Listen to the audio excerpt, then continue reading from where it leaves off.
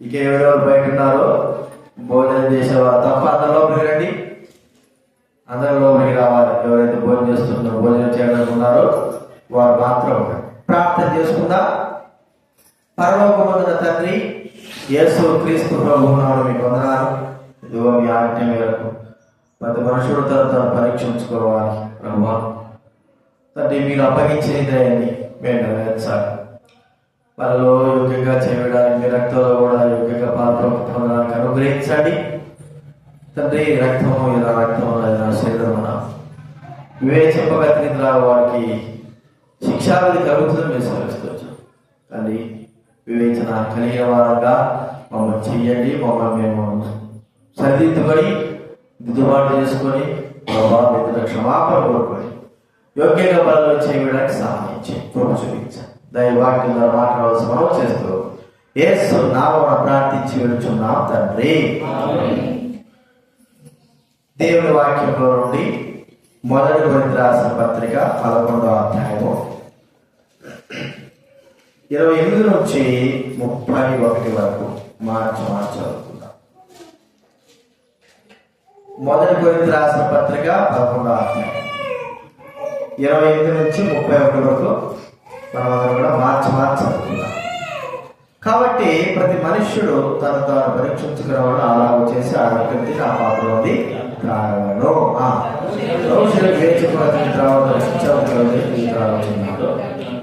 ఇందువల్లనే మీరు అనేకులు బలహీనలు రోగులైనారు, చాలా మంది నిద్రించుతున్నారు. అయితే మనమే విమర్శించుకునే తీర్పు పొందకపోవడము. అలాగే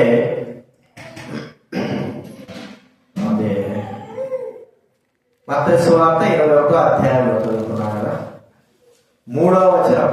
మత్తయి సువార్త 21:3 చదువుకున్నాం. అందరం కూడా చదువుకున్నాం. 21వ అధ్యాయం 3వ వచనం. ఎవడైనా మీతో ఏమైనా అడిగినా అవి ప్రభువునకు కావలసినవి ప్రభు చెప్పవాడు, వెంటనే అని వాటిని కోరిపెట్టని చెప్పి వాడిని పంపెను. అలాగే యెషయా గ్రంథం 1వ అధ్యాయం 3వ వచనం. యెషయా గ్రంథం 1వ అధ్యాయం 3వ వచనం అందరం కలిసి చదువుకుందాం. యెషయా 1:3. 1వ అధ్యాయం 3వ వచనం. ఎద్దు తన కామతు ఎరుగును, గాడిద సొంతవాని దొడ్డి తెలుసుకున్నాను. ఇశ్రాయేలుకు తెలియలేదు, నా జనులు యోచింపరు. ఆరాధనలో చూస్తూ వచ్చాము కట్టబడిన గాడిద. కాబట్టి మనము ఒక పోలికను చేసుకోవడంలో తప్పేమి.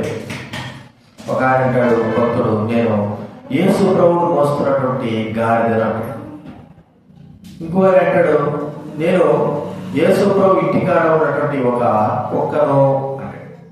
అంటే మరి ఏ జంతువు అయితే విశ్వాస పాత్రంగా ఉంటుందో అవి మనకు జ్ఞానాన్ని మరి బుద్ధిని నేర్పించేవిగా ఉంటాయి.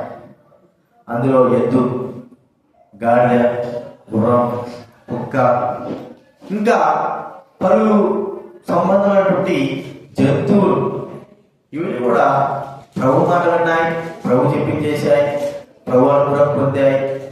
అవి మనకు మరి ముంగుర్తుగా సాక్షాత్కరంగా ఉన్నాయో మనం ఇక్కడ చూస్తా ఉంటున్నాం. మనము ఒక్కొక్కరుగా ఏమై పోల్చుకోగలుగుతున్నాం దైవుని ఎదుట? చెప్పండి, మీరు ఏం పోల్చుకుంటున్నారు? ఏం పోల్చుకుంటారు?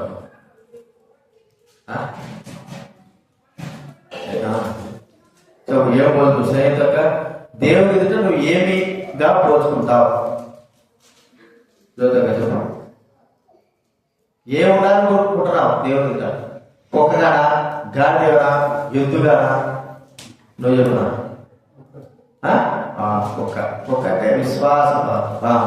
మీరు శివన్ కుమారుడు ఏం పోల్చుకోవాలనుకుంటున్నావు?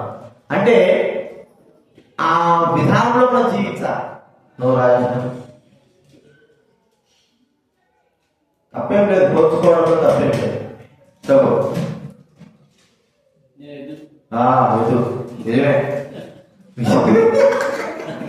నిజమే ఇదే బాగా మా మామూలు కాదు, అన్ని పనుల్లో ఎదురా అడుగు చచ్చారా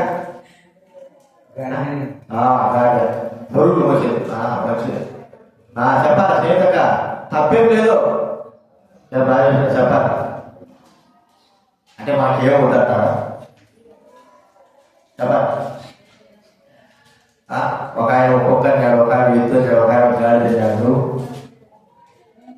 తప్పేం లేదు. ఒక పావురమా, ఒక కాక్య, పావురమా, కాక్య, ఇంకా అందరూ గొర్రెలే. అలా లేవు కదా, గొర్రెలకి అందరూ ఒకే రకం. ఆ గొర్రె వేరు. మళ్ళా దేవుడు అందరూ ఒకే రకం పిలిచాడు, కానీ మన పోలిక ఎవరు పోల్చుకుంటాం? సరే, పోల్చుకుందామని కాదు, కానీ అలాగా జీవించాం. ఇప్పుడు ఇక్కడ చెప్పడం మాట ఏంటంటే, ఎద్దు తన కామందు జరుగుడు గాడిద తన సొంత వారిని దొట్టి, అంటే సొంత వారిని దొట్టి గాడిద తిరిగి తిరిగి తిరిగి తిరిగి తిరిగి తిరిగి ఎక్కడ తిరుగుతుందో తిరిగి సాయంత్రానికి ఎక్కడ వస్తుంది? యజమానికి వచ్చేస్తాయి. కామందులో ఎద్దు అంటే ఆ ఎద్దు మరి తన దగ్గర తన యజమానుడు తనకు తెలుసు. గడ్డి వేస్తా ఉంటాడు వాడు, పనివాడు అన్ని చేస్తా ఉంటాడు. కానీ యజమానుడు తనకి తెలుసు. యజమానుడు ఎలా ఉంటాడు, ఎలాగ తను ప్రేమిస్తాడని కూడా పనివాడు ఎవడో యజమానుడు ఎద్దుకి తెలుసు. మరి ఇప్పుడు గాడిద గురించి మనం చూసుకొచ్చారు కదా, యేసు ప్రభువు మోసినటువంటి గాడిద. నిజంగానే ఇలాంటి అనుభవము మన జీవితంలో ఉందా? పేరు చెప్పుకోవడమే కాదు, నేను కాగిని, నేను పావురాన్ని, లేకపోతే గాడిదను, కుక్కని అని అనుకోవడమే కాదు, కానీ వాటి కంటే అత్యధికంగా మనం జీవించే విధంగా ఉండాలి కదా. అలాగ మనం జీవించాలి. మొట్టమొదటిగా మనం చేయాల్సింది ఏంటంటే, మనము ప్రభువుకు చెందిన వారు, సొంతమైన వారు. మనం బాడుగులకి లేకపోతే ఏదో ఎరువు తెచ్చుకున్న వారు కాదు. మనం సొంతం. ఒక గాడిద ఇంటి దగ్గర కట్టేశాడంటే ఆ వ్యక్తి సొంతం కదా. ఒక కుక్కను ఇంటికాడ కట్టేశాడంటే ఆ వ్యక్తి సొంతం. అయితే చూడండి, గాడిద కొన్ని వీధులు ఇప్పుడు ఒక మాట పెట్టుకోండి, ఎద్దులే అనుకోండి, ఎద్దులు ఇంట్లో ఎద్దులు కట్టేస్తారు. ఎద్దులు కట్టేస్తే ఆ ఎద్దులు ఎవరికి సొంతము? ఆ యజమానునికి సొంతం. మరి ఆవులు కూడా కట్టేస్తారు.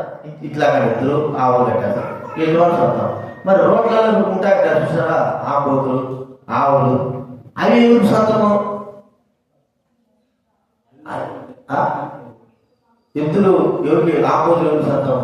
కొన్నిసార్లు ఏం చేస్తారంటే దేవతలు వదిలిపెట్టేస్తారు రోడ్లో. అవి అక్కడ తిని అక్కడ దేవుడు సొంతం కాదు. ఎక్కడ పడితే పడుకుంటా ఉంటాయి, ఎక్కడ పడితే తిరుగుతూ ఉంటాయి, అన్నం ఆహారం లేకోకుండా, లేకపోతే ఒక భద్రత లేకోకుండా ఉంటాయి. అంటే ఒక వ్యక్తి సొంతము అయినప్పుడు ఆ వ్యక్తి సొంతంలో ఆ వ్యక్తికి కలిగిన దాంట్లో ఉంటుంది అని మనం చూసుకోవాలి. అర్థమైనా? ఒక వ్యక్తి సొంతమైనప్పుడు ఆ వ్యక్తికి ఏదైతే కలిగి ఉంటుందో ఆ యొక్క పరిధిలో తను ఉండగలుగుతూ ఉంటుంది. మొట్టమొదటిగా మనము మన దేవునికి, యజమానికి సొంతం.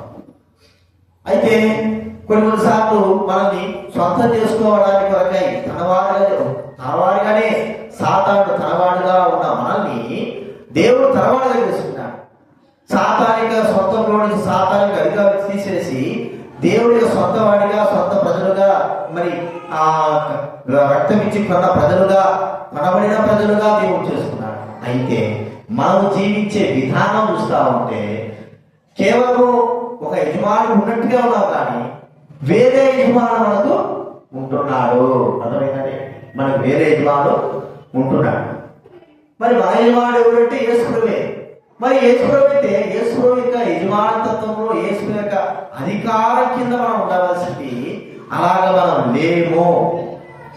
అదే ఇప్పుడు ఒక ఎద్దు ఉందనుకోండి, ఆ ఎద్దులో ఒక వ్యక్తి కొనుక్కున్నాడు, బాగా పెంచుకొని పని చేసుకుంటున్నాడు. ఆ వ్యక్తి యొక్క అధికారం కింద ఉంది, అధికారం కింద.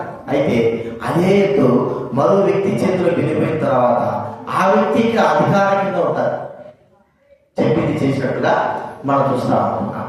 అయితే నిజమైనటువంటి అధికారి ఎవరు? మన యజమానుడు ఎవరు? ఏ వ్యక్తి కొరకై మనం పని చేసుకుంటున్నాం? ఏ వ్యక్తి ప్రాముఖ్యమైన వారు? మనం పనులు చేస్తాము, లోకంలో ఉన్న వారికి లోబడి పని చేస్తాం, అధికారులకి ఆత్మ సంబంధంగా దైవుడైన వారికి దేవుడికి లోబడము పని చేస్తాం. అయితే ఎవరు ప్రాముఖ్యమైన వ్యక్తులు మనకు అధికారులు?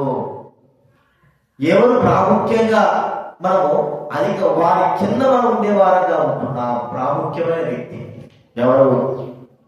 దేవుడే మనకు ప్రాముఖ్యమైన వ్యక్తి. లోక సంబంధమైన అధికారులు, భౌతిక సంబంధం వారు కొంతవరకు మన ఉద్యోగ పరంగా కానీ మనం చేసే పనుల పరంగా కానీ వారి కింద ఉండాల్సి వస్తుంది. కానీ మన మీద అధికారి ఎవరంటే ప్రభువే. మన యజమానుడు ఎవరంటే ప్రభువే.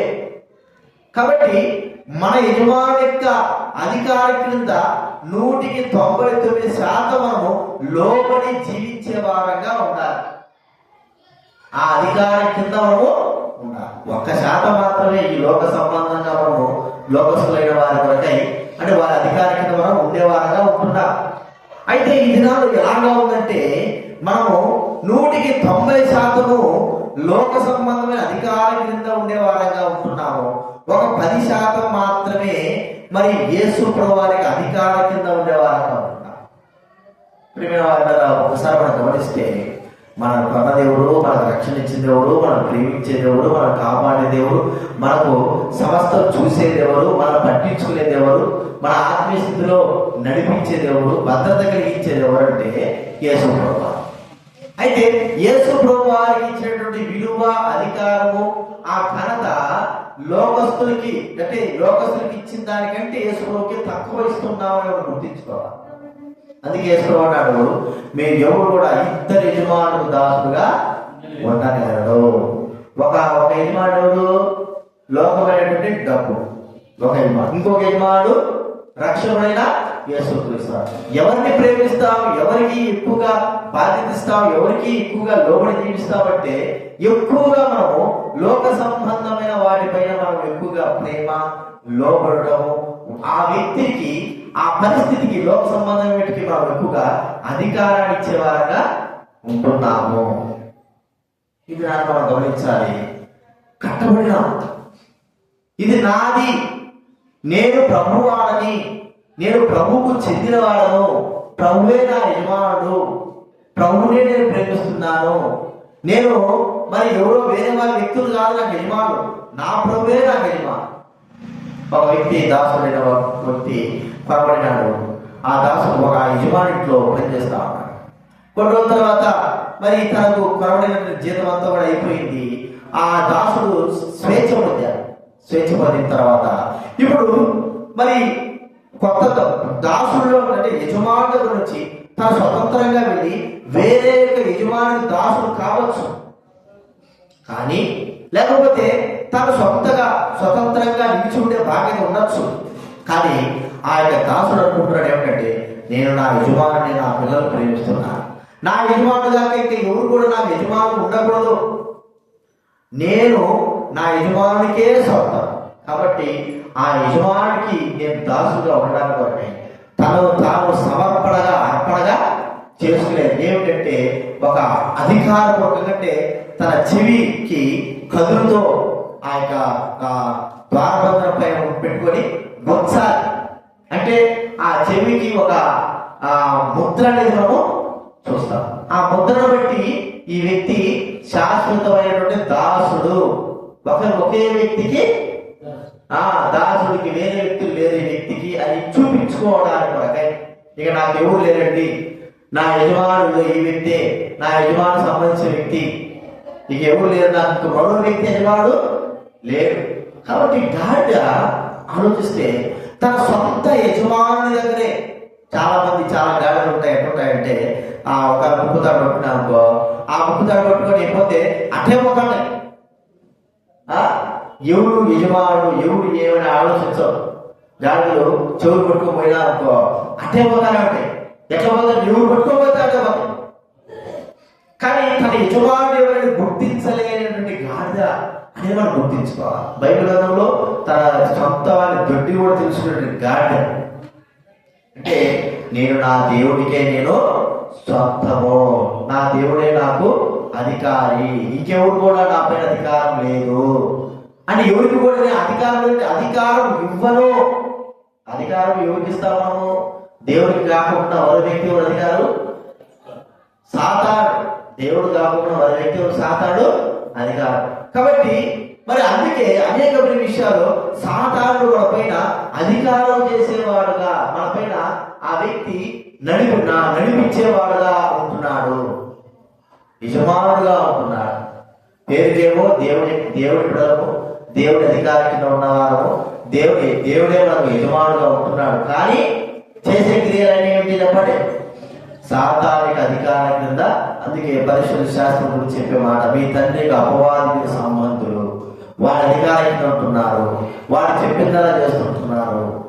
కాబట్టి మరి నా అధికారం కింద లేరు, నేను చెప్పింది చేయలేదు, కాబట్టి నాకు మీరు దాసులు కాదు, మీ తండ్రి యొక్క అపవాది సంబంధం. ఇది నాలో మనము ఏ అధికారం కింద ఉంటున్నాం? లోకధికారం కింద. మనకు లోకధికారం కింద ఉండొచ్చు, కానీ దేవుడి అధికారం కంటే అత్యధికంగా ఆ లోకానికి ఎక్కువ మనము అధికారం ఇవ్వకూడదు. చూడండి, ఈ దినాల్లో ప్రార్థన రాలేదు. ఎందుకు రాలేదంటే వారు లోకం యొక్క అధికారం కింద వాళ్ళు చేయబడ్డారు, దానికి ఇష్టపడ్డారు, అలా ఉండడానికి ఇష్టపడ్డారు. ఆ లోకాధికారి ఏమైతే చెప్తున్నాడో, నువ్వు ఈరోజు ప్రార్థన పోవద్దు అంటే ఏం చేశాడు చెప్పండి? ప్రార్థన పోవద్దంటే ఇంకొక అధికారం కూడా మాట్లాడుతుంది, లోపల మనసాక్షి అధికారం. అరే ఈరోజు దేవుడి మందిరం కదా, నువ్వు దేవుడి మందిరం వెళ్ళాలి. రెండు అధికారాలు వచ్చినాయి, ఒకటి వెళ్ళొద్దు, ఒకటి వెళ్ళాలి. ఇప్పుడు దేనికి ప్రాముఖ్యత ఇచ్చినారు? చాలా మంది లాంటి వాళ్ళు చెప్పండి, దేనికి ప్రాముఖ్యత ఇచ్చినారు? లోకపు అధికారానికి, అపవాదికి ప్రాముఖ్యత ఇచ్చినారు. కాబట్టి చాలా మంది దేవుడి సన్నిధికి రాకపోవడం, చాలా మంది దేవుడి మాట వినకపోవడం. ప్రియమైన వారులారా, నిజముగా మనకు మన సొంత యజమానుడు యేసు ప్రభువేనా అయితే ఆయన మాట మనం వింటాం, ఆయన చెప్పింది చేస్తాం, ఆ వాక్యముని వెతుకుతాం, వాక్యంలో ఆయన యొక్క మాటలు ఏమైనాయి, ఆయన ఆజ్ఞలు ఏమైనాయి, వాటి ప్రకారం నడుస్తాం. ఆ ఆజ్ఞల క్రింద, ఆ మాటల క్రింద, ఆ అధికారం క్రింద మనం ఉంటాం. సాతాను అధికారం క్రింద మనము ఉండము.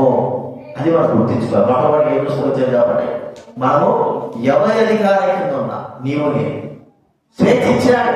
ఇప్పుడు ఎవరి అధికారం కింద వెళ్ళాలంటే ఆ వ్యక్తి అధికారం కింద నువ్వు ఒక వ్యక్తిని మరి డబ్బించుకున్నాడు, ఒక యజమాని చాలా విలువించుకున్నాడు.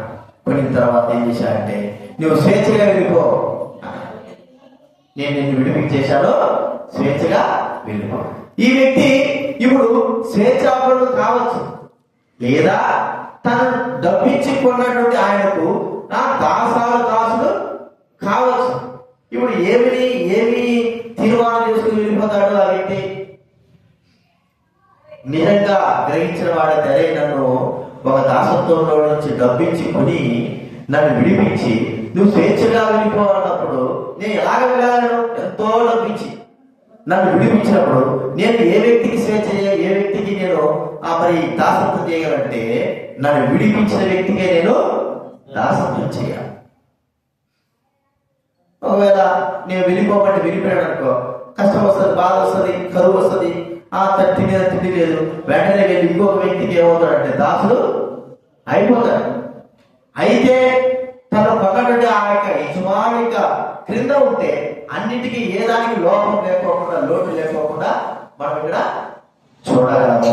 ఇప్పుడు మన యొక్క అధికారి ఎవరిని మనం ఆలోచిస్తే దేవుడే మనకు అధికారి. యేసుక్రీస్తు వారి అధికారం ఉన్నప్పుడు ఆయన యొక్క మాటల ప్రకారంగా మనం జీవించి ఆయన వాక్యాన్ని అనుసరించే వారంగా మనం ఉంటాం. ఇది మొట్టమొదటి చూస్తుంటున్నాం.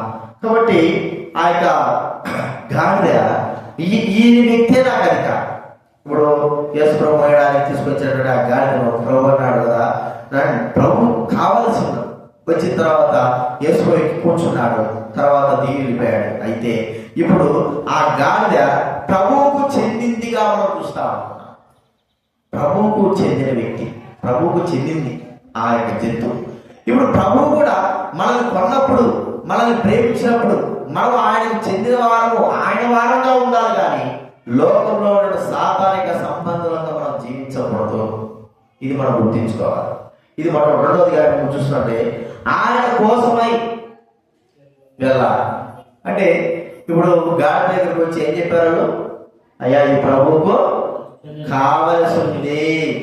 అంతకుముందు ఎవరికి యజమానుడు, యజమాని కింద ఉండేది ఒక వ్యక్తి కింద ఉన్నది. ఆ వ్యక్తికి ఆ వ్యక్తి మరి ఆ వ్యక్తి కోసమే ఉన్నది. కట్టబడిన గాడిద ఏ ఇంటి కోసం అయితే ఆ ఇంటి కోసమే, ఇంక వేరే వ్యక్తులు కాదు. అయితే ఎప్పుడైతే విప్పి ఇది ప్రభువుకు కావాల్సింది అంటే ఇప్పుడు ఒక వ్యక్తి, ఒక యజమాని నుంచి మరో వ్యక్తి కంటే ప్రభువుకు కావలసింది, అవసరమై ఉంది. ప్రభువుకు అవసరమై ఈ దినాల్లో మనం ఎవరికి అవసరమై ఉన్నాం? మనం ఎవరికి అవసరంగా ఉంటున్నామంటే లోకానికి అవసరంగా ఉన్నామా, దేవుడికి అవసరంగా ఉన్నా? మన అవసరం ఎక్కువ లోకం కోసం వెళ్ళవలసిన వారు ఎవరి కోసం వెళ్ళాలి? ఎవరు అవసరంగా ఉంటున్నా? మనము లోకానికి ఎక్కువ అవసరత కొరకై ఉపయోగపడే వారంగా ఉంటున్నాం. కానీ దేవుడి కొరకై అవసరత కొరకు ఉపయోగపడలేని వారంగా, లోకానికి అవసరత తీర్చుకోవడానికి కొరకై, లోకం అవసరత నెరవేర్చడానికి కొరకై మనం ఎంతో, నా అవసరత ఎంతో ఉంది, నా యొక్క అవసరత ఆ కుటుంబానికి కానీ, లోకానికి కానీ, ఆ పనులకు కానీ ఉంది అని మనం చెప్పుకుంటా. మరి ప్రభు బిడ్డలుగా చేయబడిన తర్వాత మన అవసరత ఎవరికి ఉంది? మన అవసరత ప్రభువుకు ఉంది. అందుకే మనం రక్షించుకున్నాడు. ఇది ప్రభువుకు కావలసింది, ప్రభువుకు అవసరమై ఉంది. నీవు నేను ఎవరికి అవసరమై ఉన్నావు? ఇప్పుడు వరకు లోకానికి అవసరమై ఉన్నావు. ఇప్పుడు కాబట్టి ఒక వ్యక్తి రక్షింపబడుతున్నాడంటే, దేవుడి సంఘంలో చేర్చబడుతున్నాడంటే దేవుడికి అవసరమైన వాడు. అర్థమైందా? దేవుడికి అవసరమైన వాడు, సరైన విధానంలో సరైన సమయంలో ఆ అవసరతను నెరవేర్చేవాడు. అయితే దేవుడి అవసరతను మనం గుర్తించలేకుండా ఆయనకు ఉపయోగపడలేని వారమైతే మన యొక్క బ్రతుకు వల్ల ఏం ప్రయోజనం? చెప్పండి. ఈ దినాల్లో లోకానికి అవసరం అంటే ఈ వ్యక్తి, కుటుంబం అంతా ఉంటుంది, పిల్లలు, భార్య, మరి భర్త ఉంటారు. ఒక్కొక్కరు కుటుంబానికి అవసరం. పిల్లలు అవసరం లేదని చెప్పడానికి లేదు కదా, అర్థమైనా? భర్త అవసరం లేదని చెప్పడానికి లేదు, భార్య అవసరం లేదని చెప్పడానికి లేదు. అంటే ఇది ప్రభు కోసము, ప్రభు కోసమైనటువంటి అవసరతను తీర్చడానికి ఏర్పరచుకున్నటువంటి ఒక సాధనము, ఒక పాత్ర. ప్రభు కూడా తెలుసు, చిన్న పాత్ర తీసుకుపోతున్నారు. ఎందుకు రాయిదంటే ఇది అవసరం కదా. ఒక షాప్లో కొంటున్నాము, ఏదైనా సరే స్పూన్ కొంటున్నాము, లేకపోతే ఒక చిన్న ప్లాస్టిక్ వస్తువు కొనుక్కుంటున్నాము. ఎందుకు కొనుక్కుంటున్నాము ఇది అంటే ఇది నాకు అవసరం. కానీ అది చిన్నదే కానీ, పెద్దదే కానీ, విలువైంది కానీ, విలువ లేదే కానీ, తక్కువదే కానీ, పెద్దదే కానీ, అది ప్రభువుకు అవసరం లేకోకుండా ఉండదు. ప్రభువుకు ఖచ్చితంగా దేవుడి సన్నిధిలో అవసరమై ఉన్నది. అవసరం లేని ఏది కూడా లేదు. ఈ దినాల్లో గాడిద ప్రభువుకు అవసరమైతే నీవు నేను అవసరం లేవా? నీవు నేను అవసరం ఉన్నా కానీ మనమే అవసరం లేనట్లుగా, ఆ యొక్క మన పని లేదు అన్నట్లుగా ప్రవర్తించేవాళ్ళు. ఎక్కడైనా కొద్దిగా రకం సిటీలో చూస్తూ ఉంటే వస్తా అంటారు, పోతా అంటారు, వస్తా అంటారు, పోతా అంటారు. ప్రభువుకు అవసరమా? ఎవరు అవసరమండి? వచ్చిపోయే వాళ్ళు అవసరమా? ఏదో చూపుకు వచ్చే వాళ్ళు అవసరమా? వాళ్ళు ఎందుకు వస్తున్నారు, దేనికి వస్తున్నారు, సంఘంలో ఉన్నారా లేదా, సంఘానికి అవసరమా, సమాజంలో దేవుడి ప్రజలకు అవసరమా. లోకంలో లోకస్తులే అంటాము, అయ్యా మీలాంటి పెద్దలు ఈ ఈ ఊరికి అవసరమయ్యా అంటారు కదా. అట్లా దేవుడికి మనం ఏం కావాలి చెప్పండి, అవసరం. ఒక పనిముట్టుగా, ఒక బాధ్యత కలిగిన వారంగా, ఒక కార్యం నెరవేర్చడానికి కొరకై, దైవ పనుల కొరకై మన మట్టుకు మనము అవసరమై ఉన్నాం. ఒక మెకానిక్ షాప్ దగ్గర పోతే ఎన్నో స్పానాలు ఉంటాయి, చిన్న చిన్న నట్లు ఉంటాయి. ఇవన్నీ కూడా అరే ఇవన్నీ ఏంటి, ఈ పారేజ్ మీరు బాగా చూడండి, గుర్తుపెట్టుకోండి. ఆ యొక్క మెకానిక్ షాప్ కానీ, కార్ మెకానిక్ షాప్ కానీ, ఆ వెల్డింగ్ చేసే దగ్గర కానీ ఎన్నెన్నో ఇనుప వస్తువులు ఏముంటాయి చెప్పండి, పడిపోయి ఉంటాయి, ఇష్టం వచ్చినప్పుడు ఎక్కడ ఉంటాయి. అవన్నీ కలీడు. అవన్నీ ఒకవేళ ఎందుకు చత్తోడు వచ్చాడు అనుకో, ఇనుపడు వచ్చాడు అనుకో, ఏందా ఊరికి సంవత్సరాలు పెట్టుకున్నావు, నాకు వేసేసి అమ్ముకుంటా అంటే ఏమంటాడు, ఇవి నాకు అవసరం, అది ఎవరంటాడు పారేసావే అంటే అవి ఎక్కడే ఉంటాయి, అవసరం వచ్చి ఉంటాయి. ఏం నేను అవసరం వచ్చాను చూడండి. గాడి కూడా ఎక్కడుంది, వేరే వాడిని కాదు కట్టవడు. కానీ ఇప్పుడు ప్రభువుకు అవసరం వచ్చింది, ఇది ప్రభువుకు కావాలని ఏం చేశాడంటే విప్పి తోలుకొచ్చా. అందులో అది ఎలాంటి గాడి అంటే ఎవరు కూడా దాని మీద ఇంతకు ముందు ఎవరు కూడా కూర్చోలేదట. ఫ్రెష్ అర్థమైందా, ఎవరు కూడా దానిపైన కూర్చోలేనటువంటి గాడిద. మేము చంద్రశేఖర్ అంటున్నా ఏమన్నా ఇద్దరు ఎట్ట వస్తుంది, ఇద్దరికి మూడు పిల్లలకి ఇద్దరికి కూర్చుంటే నిద్రపోతున్నారా,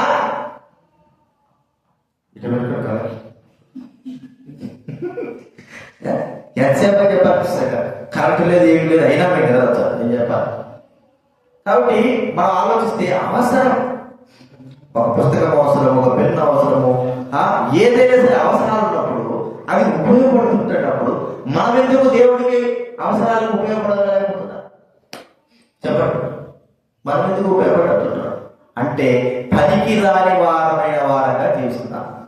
ఇక్కడ వినాలన్నా నువ్వు ఆయన పేరు మూసే ఇక్కడ నేను చెప్తున్నావా, వినపడుతుందా? ఫోన్ కాదు, ఇప్పుడు ప్రస్తుతం ఇక్కడ వచ్చింది మనం వినడానికి. అవసరాల కొరకు ఒకటి మనం ఉపయోగిస్తుంటున్నప్పుడు, ఒకటి ఉపయోగిస్తుంటే అది ఉపయోగపడతా ఉంటే దేవుడి సన్నిధిలో మనం ఎందుకు ఉపయోగపడకూడదు? ఒక వస్తువును మనం కొన్నప్పుడు అది చివరి వరకు కూడా మనకు పనికి రావాలని దాన్ని ఎంతగానో ఉపయోగిస్తాం. చూడండి చంద్రశేఖర్ రేపు పెడతాడు, అది చెరుకుబడి పెడతాడు, అర్థమైందా మీకు? చెరుకుబడి పెట్టి పాత తీస్తాడు, ఏంటి సామాన్లు తీస్తాడు. ఇంకోటి ఉంటుంది, ఆ చెరువును శుభ్రం చేసే పీస్ ఉంటుంది, చూసినావా? అర్థమైందా మీకు? అదేం చేస్తాడు, ఎప్పుడు చూసి దాన్ని తోమితే అది కూడా ఎత్తిపెట్టుకుంటాడేమో ఆలోచన. ఇంకోటి బ్రష్ ఉంటుంది, బ్రష్ కూడా ఉంది కదా, మళ్ళీ బ్రష్ చెట్టు తీసేదానికి ఉంటుంది కదా, అది అంటే ఉంటుంది, పక్కన తీసుకుంటావా? ఉంటుంది కదా. ఏంటి ఇంత పెట్టినావు, ఇంత షాప్ పెట్టావు, అది కొత్త కొనుక్కోవచ్చు కదా అంటే ఇది అవసరపడదా, ఇది ఉపయోగపడదా అంటావు కదా. ఉపయోగపడుతుంది, అది ఖచ్చితంగా ఉపయోగపడుతుంది. ఆ స్థితిలో ఉన్నా కూడా సంవత్సరం తర్వాత కూడా ఏమవుతుంది, ఉపయోగపడుతుంది. మనం ఏం ఉపయోగపడుతున్నాం, దేనికి పనికి రావాలి తర్వాత దేని పనికి వస్తాను చెప్పు, నిన్ను పరీక్షించుకో. మన పరీక్ష దేనికి ఉపయోగపడుతుందా? కాబట్టి ఆయనకు కావలసి ఉన్నది, ఆయనకు అవసరమై ఉన్నది. ఒక గాడిద అవసరమై ఉంటే మనం దైవడులుగా మనకు ఎంత అవసరమై ఉండాలి. నిజంగా నేను చూడంటే ప్రపంచంలో ఉన్న దైవడులందరూ కూడా ఈ సత్యాన్ని, నేను ప్రభువుకు అవసరమై ఉన్నా అనే సత్యాన్ని గ్రహిస్తే ఎంతో మంది రక్షణ పొందుతారు, ఎంతో మంది దేవుడి ప్రేమ, దేవుడి ప్రేమ అత్యధికంగా విరివిగా జరుగుతారు. చాలా మంది గ్రహించారు, నేనే అందులో ఉపయోగపడి, ఇది ఒక మన తగ్గింపు, నేనా ఉపయోగపడేది దేవుడిని తగ్గింపు కాదు. పనిచేసేది శోభతనం అయిపోయి దేవుడి పనిలో దేవుడికి ఉపయోగపడడానికి కష్టం అయిపోయి నేనేముంది అని ఊరికే దాటేస్తాను. ప్రభు కొరకై ఒక మనము ఇంటిలో ఉన్న వస్తువులైనా సరే ఎంతగా లాస్ట్ వరకు కూడా మనం ఏం చేస్తుందని ఉపయోగించి ఇక పనికి రాదు అని మనం ఆలోచించినప్పుడు దాన్ని చెత్తలో పడేస్తాం. అంతవరకు మనకు కావాల్సిందే మనం కూడా ఆయన కొరకు ఎంతవరకు అంటే చివరి వరకు కూడా మనం ఆయనకు కావలసిన వారు, ఆయన కొరకు పనికొచ్చే వారు, ఆయన నిమిత్తం కావలసినటువంటి వారంగా ఉంటున్నాం. ఇది మనము రెండోది మనం చూస్తుంటున్నాం. మూడోది మనం చూస్తా ఉంటే గాడిద మనం ఆలోచిస్తే అదే భారవాహంగా భారం భరించే, బరువు భరించే గాడిద. దాని స్వభావం ఏమిటి? దేవుడు సృజించాడు ఎందుకు దానంటే బరువును మోయడానికే సృజించాడు. బరువు మోయడానికి అది బరువు మోయాలి. కట్టెల బరువులు కానీ, ఒక యజమానుడు తన ఇంటి వస్తువులకి బరువులు కానీ, లేకపోతే మరి ఏ బరువు పెట్టినా యజమానుడే ఎక్కి కూర్చున్నా కదండి. బిలాము కూడా గాడి మీద ఎక్కి కూర్చున్నాడు. అర్థమైందా? యజమాను మోయాలా, యజమాను పెట్టినటువంటి ఆ వస్తువులు మోయాలా, అర్థమైందా? యజమాను పెట్టిన కట్టెలు మోయాలా, లేకపోతే ఇసుక మోయాలా, ఏదైనా సరే భారము భరించేదిగా మనం అక్కడ చూస్తున్నాం. నాకు ఈ భారం అనుకుంటే ఆ భారము మనము ప్రియముగా మోయాల్సిన వారు. గాడిద మీరు చెప్పదు, దానికి మించి గాడిద మోయలేనంత భారాన్ని ఏ యజమానుడు కూడా పెట్టలేడు. దాని మీద మోపడు. దాన్ని భరించడానికి కొరకై దాని మీద భారము పెడతాడు. అయితే అది పని చేయాల్సిందే, భారము మొయ్యాల్సి, దానికి వేరే ఆప్షన్ లేదు. నేను చెయ్యను, నాకు ఇష్టం లేదు, నాకు అట్టా ఇట్లా చెప్పడానికి వీళ్ళ, అది పని చేయాల్సిందే అంతే. భారము మొయ్యాల్సిందే. ఇందులో దేవుని పని చేయమంటే నేనే చేయాలా, వారు చేయొచ్చు కదా, నాకేనా కష్టము, వారు చేయొచ్చు కదా. ఎవడు చేస్తే ఏమండి, నీవు మాత్రమే చేయాలి. మనం అనుకోవాలి నేనే ఈ పని నా మీదే ఆ భారం పెట్టాడు దేవుడు అనుకోవాలి. నేనే చెయ్యాలి, చేయగలిగినంత కూడా చెయ్యాలి, శక్తి ఉన్నంత వరకు చెయ్యాలి. నాకే ఈ భారం నేను చెయ్యవలసిన వాడుగా ఉన్నానని మనం ఆ భారము బరువు మోయాలి. ఎలాగా? దాసులముగా, మనము స్వతంత్రముగా కాదు, క్రీస్తు యొక్క దాసులముగా ఆ భారాన్ని మనం అత్యధికంగా మోయవలసిన వారంగా ఉంటున్నాం. కాబట్టి ప్రియమైన వారిని గుర్తించుకుందాం. ఇదిరా ప్రభువుతో మాట్లాడుతున్నాడు. ఆ భారాన్ని భరించే వారంగా ఉంటున్నామా? మన భారం ఎంతో భరించేది కాదు, క్రీస్తు భారం, క్రీస్తు యొక్క సంఘ భారం, క్రీస్తు యొక్క పనుల భారం, దైవముల యొక్క భారం మనము భరించవలసిన వారంగా ఉంటున్నాం. అది మనం నియమింపబడింది, మనం చెయ్యాలి. ఈ పనిలా కాదులే, నేను భరించలేదులే, నేను శక్తి లేదులే, నా వల్ల కాదులే, నేను ఇది చేయను, ఇలాగ ఎన్నో మాటలు పెట్టి దాటేసుకుంటాము. కానీ ప్రియమైన వారంగా భరించడానికి బద్ధులమై ఉంటున్నామని మనం గుర్తించుకోవాలి. ఇది మనం గుర్తించాల్సిన విషయం. కాబట్టి ఈ విషయంలో, ఈ భార విషయంలో ప్రమాణం ఈ గతి రాష్ట్రపతి 6వ అధ్యాయంలో మీరు ఒకరి భారం ఒక భరిస్తూ ఇలా క్రీస్తు నియమము పూర్తిగా 6వ అధ్యాయము 2వ వచనం, 6వ అధ్యాయం 2వ వచనంలో గలతీ 6:2 ఒకటి భాగంలో భరించి ఇలా క్రీస్తు నియమము పూర్తిగా నెరవేర్చుడి కదండి. ఒకరి భాగం ఏం చేయాలన్నాడు? 5వ వచనం ఉంది, ప్రతి వాడును తన బరువు తానే భరించుకోవాలి. మన బరువు మనం భరించుకుంటా ఉండాలి. ఇతర భారాలు కూడా మనం ఏం చేయాలా? భరించాలి. కుటుంబంలో ఉన్నప్పుడు తల్లి, తండ్రి, మరి పిల్లలు ఉంటారు. తండ్రి కుటుంబ భారం భరిస్తాడు, తల్లి కూడా కుటుంబం యొక్క భారం కూడా భరిస్తుంది. కొంత సమయం అయిన తర్వాత మరి పిల్లలు కూడా తల్లిదండ్రుల యొక్క భారాలు భరించాల్సి, అంటే ఒకరికొక భారం. కుటుంబంలో అలా ఉన్నప్పుడు దైవంలో, దేవుని సన్నిధిలో మనం కూడా దేవుని యొక్క భారం, అంటే దైవ కార్యములను భరించవలసిన వారంగా ఉంటున్నాం. తప్పించుకోవడానికి వీలుదంటారండి. నువ్వు తప్పించుకోవచ్చు, కానీ చేయవలసింది మాత్రం ఖచ్చితంగా చేయాలని ఉంది. దాని ఒత్తిడికి వెళ్ళిపోతే శిక్ష బాగా ఇప్పుడు ఎద్దులు ఉన్నాయనుకోండి, ఎద్దులు బాగా బరువు పెట్టి బాగా పెట్టి పెడుతున్నాము, అది మొరాయి కింద కూర్చున్నది అనుకోండి, ఏం చేస్తారు? దాన్ని పడతారు. ఇంకా మొరాయి కింద కూర్చున్నది ఏం చేస్తారు? ఎన్ని పొడిచినా అది కలర్ దాటిపెట్టండి అనుకో, గమ్ము పెట్టేస్తారు, అంతే కదా. పక్కన పెడతారు. పక్కన పెట్టి యజమానుడు చేసే పని ఏం చెప్పండి తర్వాత?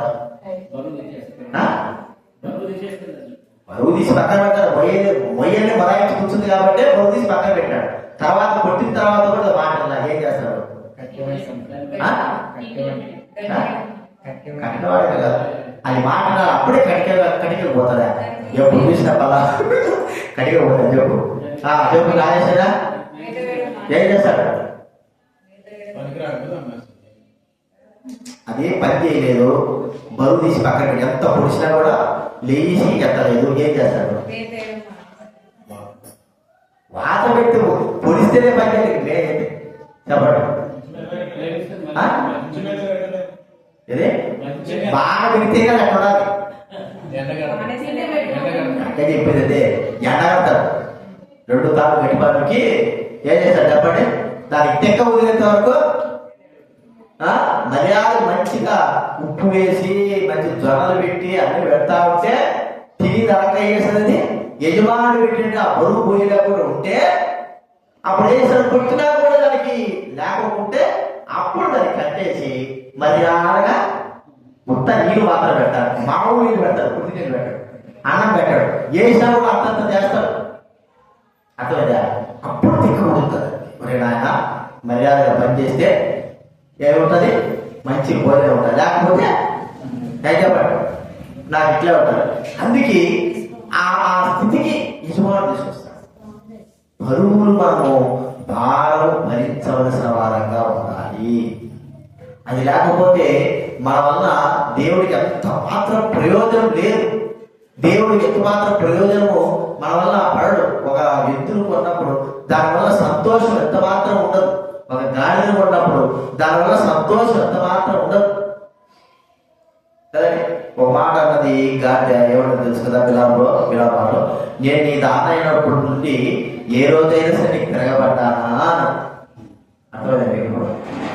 ఏ రోజైనా నేను తిరగబడ్డానా? మరి ఇప్పుడు ఎందుకు తిరగబడ్డావంటే నాకు దోత ఎదురొచ్చింది, నేను తప్పించుకుంటాను. నిన్ను తప్పించడానికి నేను అటు ఇటు పోతున్నాను. ఏ రోజైతే నువ్వు నా మీద బరువు వేసినా, నువ్వు నా మీద కూర్చున్నా, ఏ రోజైనా ఒకటెక్కర పోయి ఇష్టం నేను పడేసానా? ఏ రోజైనా నీ మాట అనుకున్నా ఉన్నానా? ఎంత చక్కగా మాట్లాడింది కదా గాడ. అంటే తన మనసులో మాట దేవుడు మాట రూపంలో బయట కనిపించేశాడు.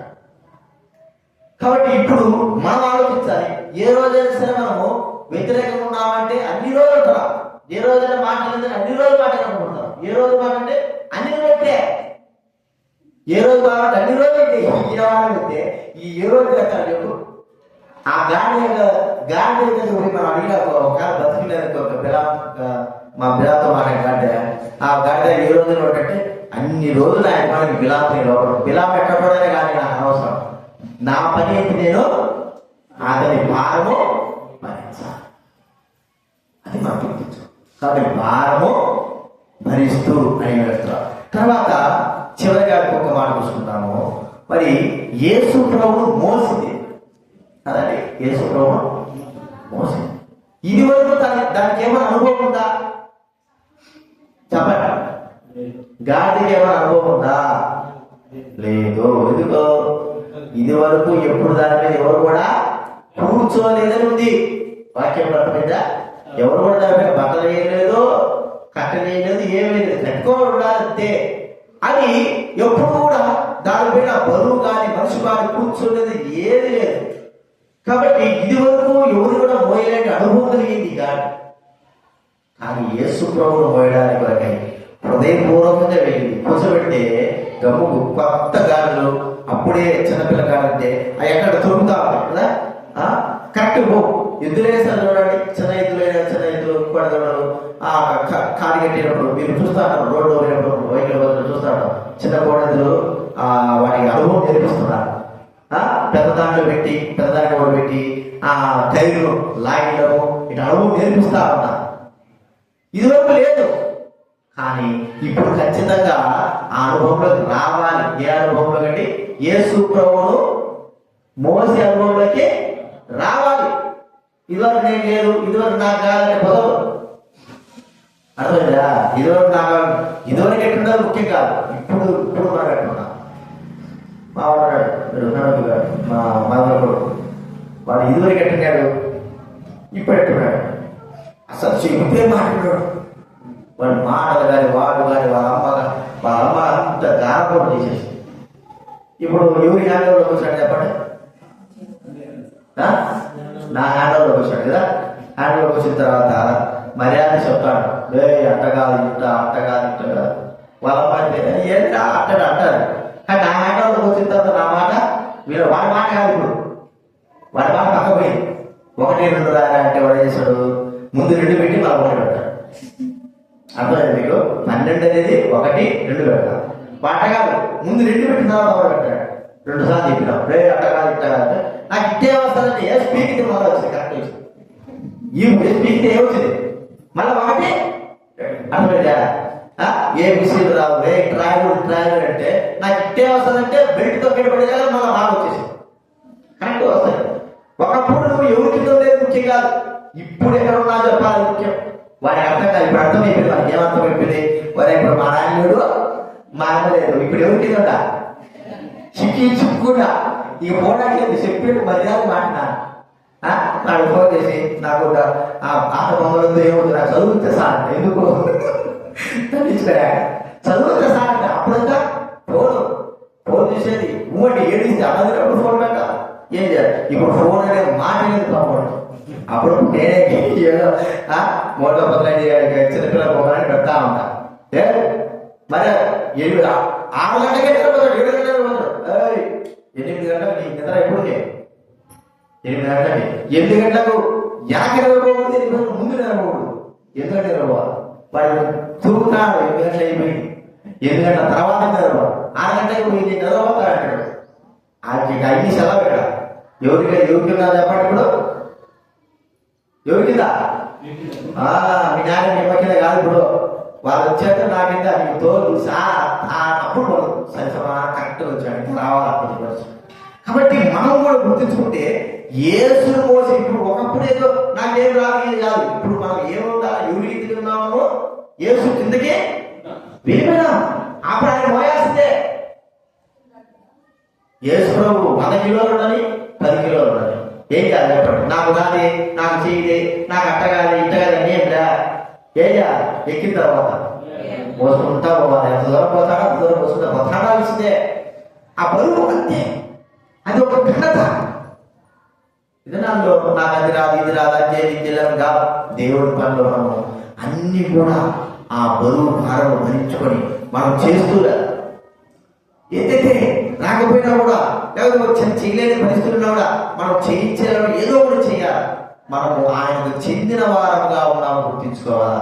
ఆయన మోసేవారంగా ఇదివరకు ఎలా ఉన్నామో కాదు, కానీ ఇప్పుడు ప్రభువుకు మనము చెందిన వారిని ఆయన భరించి ఆయన మన మీద మోసుకుంటూ వెళ్ళాలి. అంతే. ఎంత దూరం పోతాడో తెలీదు, ఎంత దూరమైనా పోనీ ఆయన మన మీద ఉన్నప్పుడు మనం ఏం చేయాలి చెప్పండి? చెప్పాలి, మోసుకుంటూ పోవాల్సిందే. ఆయనంతగా ఆయన దిగేంత వరకు కూడా మనం ఏం చేయాలి? మోస్తూనే ఉండాలి. అర్థమైందా? కాబట్టి ఇది నా పొద్దున ఏం చేయలే, నా వల్ల కాదు, ఈ శ్రమ కష్టాలు ఎట్లా అయిపోదో ఖచ్చితంగా నువ్వు చెయ్యాలి. లేకపోతే ఆయన చెందిన వాడు కావు, నువ్వు దూరంగానే ఉంటావు. ఒక దినాన మరి ఆయన భరించి ఆయనను ఎత్తుకొని ఆయన మోసిన వారందరూ కూడా ఘనతలు పొందుతా అంటే సిగ్గు అవమానంతో ఒక దినాన్ని ఉండాల్సి వస్తారు. దాన్ని గుర్తించుకున్నాం. సంఘంలో మనం ఆయన చెందినవారు కాబట్టి ఆయన భరిస్తూ ఆయన మోస్తూ ఏం చేయాలా?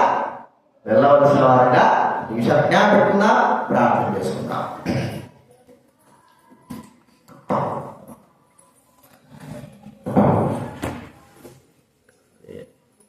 Wait enough, blue waiting.